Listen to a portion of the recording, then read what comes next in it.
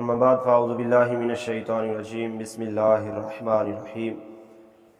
یوم تجد کل نفس ما عملت من خیر محضرا وما عملت من سوء تود لو ان بینہا وبینہ امدا بعیدا ویحذرکم اللہ نفسہ واللہ رؤوف بالعباد۔ صدق اللہ العظیم۔ سورۃ آل عمران آیت نمبر 30 ہے۔ اللہ تعالیٰ فرماتے ہیں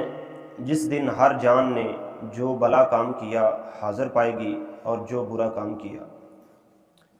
امید کرے گی کاش مجھ میں اور اس میں دور کا فاصلہ ہوتا، اور اللہ تمہیں اپنے عذاب سے ڈراتا ہے اور اللہ بندوں پر مہربان ہے۔ تو اللہ تعالیٰ نے اس آیہ مبارکہ میں قیامت کے دن کے حوالے سے بیان فرمایا کہ جو کچھ دنیا میں جو کوئی اچھا کام کر رہا ہے وہ بھی اپنے سامنے پائے گا، اور جو برا کام کر رہا ہے وہ بھی اپنے سامنے پائے گا۔ وہ اس طرح کہ اچھے اعمال کی جزا اچھی شکل میں ہوگی اور برے اعمال کی سزا جو ہے وہ بری شکل میں ہوگی۔ تو اس لیے ہر مسلمان کو سوچ سمجھ کر اپنا ہر قدم اٹھانا چاہیے، کیونکہ جیسا اس کا عمل ہوگا کل قیامت کے دن اسی طرح اس کے عمل کی جزا اور سزا اس کے سامنے آئے گی۔ جیسا کہ احادیث مبارکہ میں آتا ہے کہ جو لوگ زکوٰۃ نہیں دیتے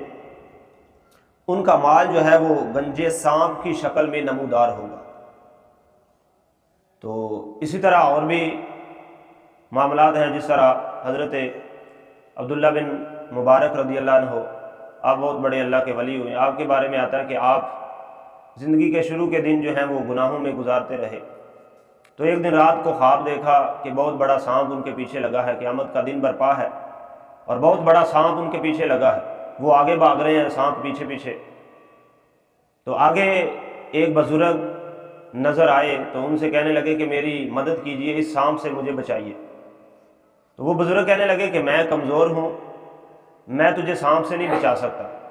لہٰذا سامنے ایک پہاڑ ہے، وہاں پر مسلمانوں کی امانتیں ہیں، تو بھی اس پہاڑ پہ چلا جا، ہو سکتا ہے تیری بھی کوئی امانت ہو جو تجھے اس سانپ سے بچا لے۔ تو آپ فرماتے ہیں کہ میں خواب میں بھاگے جا رہا ہوں، وہ سانپ میرے پیچھے پیچھے ہی ہے، بہت بڑا اژدہا ہے۔ تو جب میں اس پہاڑ پر پہنچا تو دیکھا کہ میری ایک بیٹی جو کہ 2 سال کی تھی جو دنیا سے وفات پا گئی تھی۔ تو جب اس نے مجھے دیکھا، میں نے اسے دیکھا، تو اس نے ایک ہاتھ سے مجھے پکڑا اور دوسرے ہاتھ سے سانپ جو ہے اس کو اشارہ کیا تو وہ بھاگ گیا۔ آپ فرماتے ہیں کہ میں نے خواب میں اپنی بیٹی سے پوچھا کہ یہ کیا معاملہ ہے، یہ سانپ میرے پیچھے کیوں لگا ہوا تھا؟ تو میری بیٹی کہنے لگی کہ ابا جان، یہ جو تمہارا برا عمل ہے وہ سانپ کی شکل میں تمہارے پیچھے لگا ہوا تھا، اور جو راستے میں تمہیں بزرگ ضعیف نظر آیا وہ تمہارا اچھا عمل تھا جو بہت ہی کمزور ہے، یعنی بہت ہی کم ہے، نہ ہونے کے برابر ہے، جس کی وجہ سے وہ تمہاری سانپ سے حفاظت نہیں کر سکا۔ تو اس کے بعد پھر آپ اٹھ کھڑے ہوئے، آنکھ کھل گئی تو آپ کا جسم مبارک جو ہے وہ پسینے سے بھرپور ہے۔ تو آپ نے پھر اللہ کی بارگاہ میں سچی توبہ کی تو اللہ تبارک و تعالیٰ نے آپ کی توبہ قبول فرما کر آپ کو اپنے پیاروں میں شامل کر لیا۔ تو اس واقعہ سے بھی پتہ چلتا ہے کہ بندے کے برے اعمال جو ہیں وہ بری شکل میں کل قیامت کے دن ظاہر ہوں گے۔ تو اس لیے ہر مسلمان کو چاہیے کہ اپنے اعمال جو ہیں وہ اچھے رکھے، اور زکوٰۃ جو ہے یہ ہر صاحب نصاب پر ضروری ہے۔ آگے اللہ تعالیٰ نے فرمایا کہ جب بندہ قیامت کے دن اپنے برے اعمال کو بری شکل میں دیکھے گا تو وہ امید کرے گا لو تود ان بینہا و بینہ امدا بعیدا، کہ کاش مجھ میں اور اس میں دور کا فاصلہ ہوتا۔ تو اللہ تبارک و تعالی عز و جل اس میں اپنے پیارے محبوب کے غلاموں کو تنبیہ فرما رہے ہیں کہ دنیا میں رہتے ہوئے اپنے اعمال درست کر لو، کل قیامت کے دن یہ نہ ہو کہ تم بھی اپنی زبان سے کاش کا لفظ بولو یا اگر کا لفظ بولو، جبکہ دین اسلام میں اگر مگر اور کاش وغیرہ کے لفظ کی کوئی گنجائش نہیں ہے، ہوتا وہی ہے جو اللہ تبارک و تعالیٰ کی طرف سے ہوتا ہے، لیکن اللہ نے بندے کو اختیار بھی دیا ہے۔ دونوں راستے اللہ رسول نے دکھائے ہیں، یہ سیدھا راستہ ہے اور یہ برا راستہ ہے۔ تو آپ بندے کی اپنی اس میں بہت زیادہ عمل دخل ہے کہ وہ برے راستے پہ چلتا ہے یا اچھے راستے پہ چلتا ہے۔ تو اللہ تبارک و تعالیٰ کے پیارے محبوب صلی اللہ علیہ وآلہ وسلم نے یہ لوگوں کو ساری چیزیں جو ہیں وہ بیان فرمائی ہیں۔ تو کل کہیں پر دوسروں سے کہلوانے کے لیے ہوتا ہے اور کہیں رکنے کے لیے، روکنے کے لیے ہوتا ہے، جیسا کہ قل شریف ہے قل هو اللہ احد، اس کا مطلب ہے کہہ دیجئے کہ وہ اللہ ایک ہے، اور کسی جگہ پر رکنے کے لیے ہوتا ہے جیسے قل انما انا بشر مثلکم، تو یہاں پر لفظ قل جو ہے یہ روکنے کے لیے ہے۔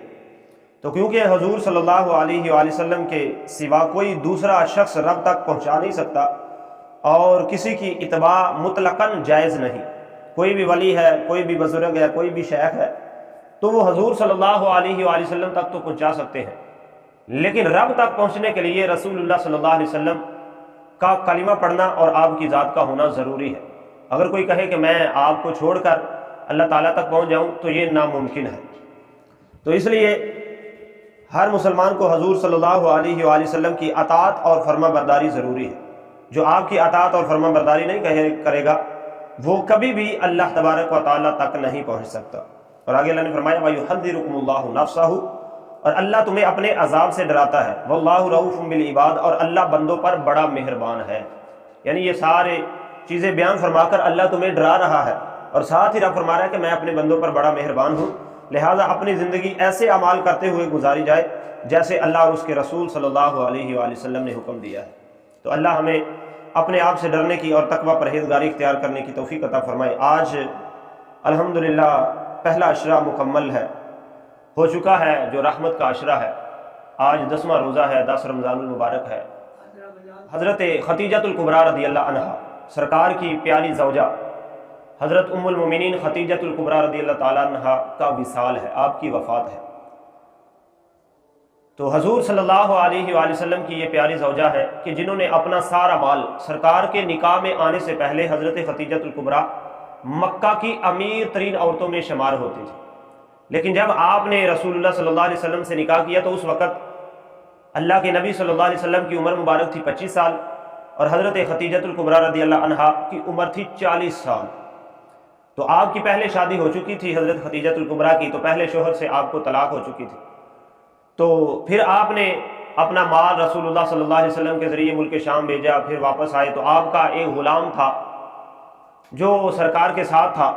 تو اس نے آ کر بتایا کہ اللہ کے نبی صلی اللہ علیہ وسلم، چونکہ ابھی تک اس وقت آپ نے اعلان نبوت نہیں کیا تھا، آپ کی 25 سال عمر تھی، 40 سال کی عمر میں سرکار نے اعلان نبوت فرمایا،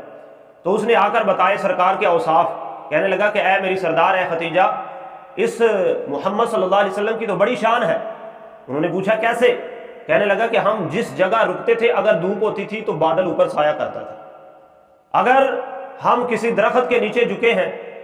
ٹھہرے ہیں، تو دوسرے لوگ بھی ٹھہرے ہیں، تو درخت کا سایہ جو ہے وہ ان کو چھوڑ کر محمد صلی اللہ علیہ وسلم کی طرف آ گیا ہے، اور دیکھیے ان کی وجہ سے اللہ نے ہمیں کتنا فائدہ بھی دیا ہے۔ تو جب یہ اوصاف آپ نے سنے تو آپ نے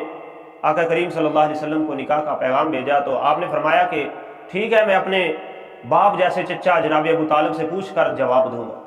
تو پھر آپ کے چچا حضرت علی، تو انہوں نے پھر آپ کا نکاح حضرت خدیجہ الکبریٰ رضی اللہ عنہا سے پڑھایا۔